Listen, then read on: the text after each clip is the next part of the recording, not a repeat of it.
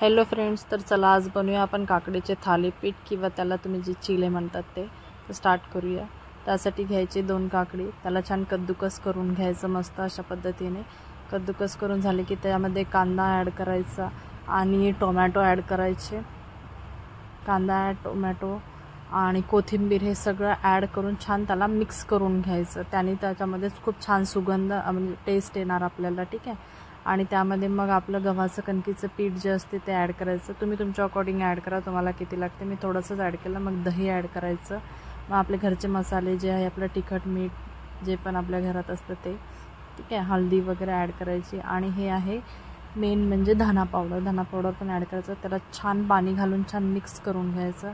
हे बघा, इकडे आपला तवा गरम झालेला आहे. तव्याला छान ग्रीस करून घ्यायचा आणि त्यावरती जो आपला बॅटर आहे तो एकदम स्मूथली चांगला त्याला स्प्रेड करायचा आहे. जास्त मोठा पण नाही करायचा आणि जास्त छोटा पण नाही करायचा. आणि त्याची लेअर एकदम थिक असली पाहिजे, तेव्हाच तो दोन्ही साईडनी छान शिजणार, नाही तर अदरवाईज तो कच्चा असणार. कारण की आपण त्याच्यात गव्हाचं पीठ टाकलं. हे बघा, आपला चिला रेडी झाला आहे. तरी अशाच मोर रेसिपीसाठी तुम्ही मला फॉलो करा.